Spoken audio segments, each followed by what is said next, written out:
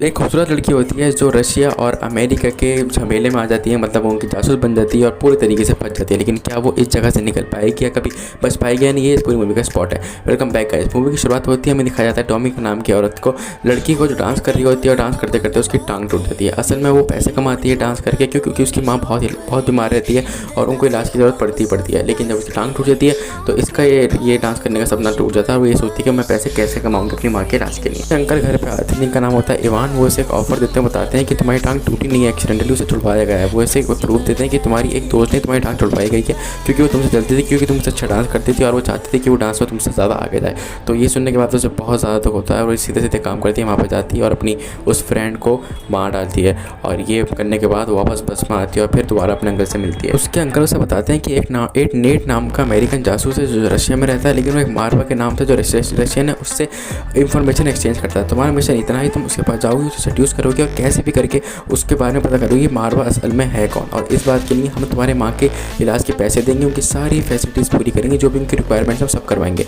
Dominica के पास कोई और चारा नहीं होता है और वो यही सोचती है कि मुझे यही करना पड़ेगा। इतने में हमें नेट को दिखाया जाता है। मतलब नेट का सीन ये है कि वो अमेरिका में रह के रशिया में रह के अमेरिका के साथ गद्दारी कर रहा है, अमेरिका को इन्फॉर्मेशन दे रहा है रशिया के साथ में। तो एक दिन वो मारवा के साथ पकड़ा जाता है, लेकिन वो पकड़ा नहीं जाता, वहाँ से भाग जाता है। अब डोमिनिका का मिशन ये है कि कैसे भी करके मारवा के बारे में वो पता लगाए।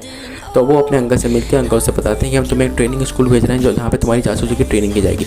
वो ट्रेनिंग बड़ी अजीब थी, मतलब बहुत ही गलत सीन थे, लेकिन कैसे करके वो ट्रेनिंग हो जाती है और अपनी डोमिनिका वापस रशिया में आ जाती है। और फिर उसका मिशन चालू होता है कि वो उसे पटाती है नेट को। तो वहाँ पे जाती है, उससे बारे में पता करती है, जहाँ पे वो स्विमिंग करता है वहाँ पे वो एडमिशन लेती है डोमिनिका के नाम से ही। और फिर कैसे करके, क्योंकि वो खूबसूरत होती है तो धीरे धीरे करके नेट भी उसे देखने लगता है। फिर नेट सोचता है कि यार मतलब क्या सीन है इस लड़की का। तो वो एक काम करता है, उसकी आईडी चुरा लेता है और उसे पता लग जाता है कि ये लड़की मेरे चक्कर में नहीं, ये मेरे उसके चक्कर में ही। उसे पता लेता है कि ये रशियन जासूस है, तो मुझे इससे बच के रहना है। लेकिन वो उससे फिर भी मिलता रहता है और उसे पता चल चुका है कि जासूस, लेकिन वो फिर भी उससे मिलता है। फिर दोबारा ईमान उनके घर पे आता है, वो कहते हैं कि डोमिनिका तो टाइम क्यों लग रहा है, तुम्हें अब उससे पता करना चाहिए क्या। तो बताती है कि मैं उसका भरोसा नहीं जीत पा रही, मुझे थोड़ा और टाइम लगेगा, लेकिन मैं पक्का तुम्हारा काम करवा दूंगी।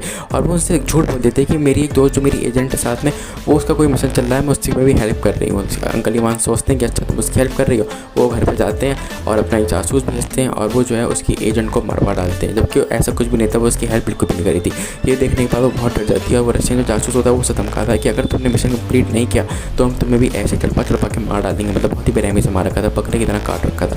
तो वो बहुत ज़्यादा डर जाती है, नेट के पास आती है। नेट उससे कहता है कि मुझे पता है तुम जो है एक एजेंट हो रशियन, लेकिन मैं चाहता हूँ कि तुम डबल एजेंट करो, तुम एक काम करो मेरे साथ मिल जाओ और अमेरिका की सपोर्ट करो और रशिया के साथ गद्दारी कर दो। तो वो दोनों इंटीमेट होते हैं रात को और वो मान जाती है कि चलो ठीक है मैं ऐसा ही करूँगी। उसके बाद नेट उसे अमेरिकन जासूस से मिलवाता है और वो बताते हैं उसे कि हम तुम हमारे साथ काम करो। फिर डोमिनिका को साथ रखती है, कहती है मुझे $30,000 दे दो, फिर मैं आपके साथ काम करूँगी, आपको सारी इन्फॉर्मेशन एक्सचेंज करती रहूँगी रशिया की।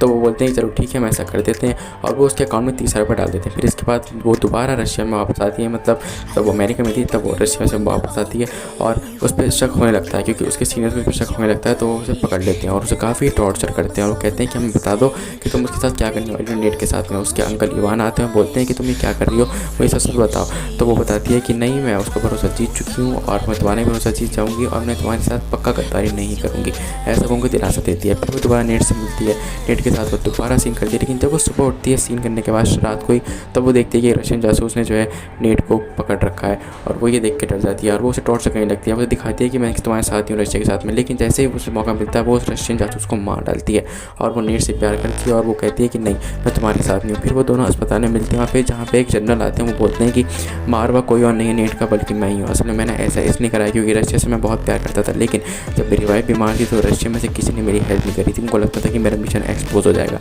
इसलिए मैं अब रशिया के साथ गद्दारी करता हूँ। तो मैं चाहता हूँ कि तुम मुझे पकड़वा दो और तुम मेरी जगह ले लो ताकि तुम्हें प्रमोशन भी मिल जाए और तुम अमेरिका के लिए काम करते रहो। तो ऐसा सोचती है कि चलो ठीक है मैं ऐसा करूँगी। इसके बाद वो सबको सीनियर्स को बता देती है, लेकिन वो अंकल जनरल का नाम ही लेती है बल्कि अपने अंकल ईवान का नाम ले लेती है। मतलब वो ईवान को फंसवा देती है कैसे भी करके। जो $30,000 उसने लिए थे वो उसने ईवान के अकाउंट में डलवा दिए। जैसे शक में आया था ईवान और रशिया जो ईवान को हैंड टू हैंड मार देता है और इतने में जो है अपनी डोमिनिका का प्रमोशन हो जाता है। ईवान के पास कोई सबूत नहीं थे, कोई भी सबूत नहीं थे। इसके बाद नेट का फ़ोन आता है, फिर साथ ही मूवी खत्म हो जाती है। Bye bye guys.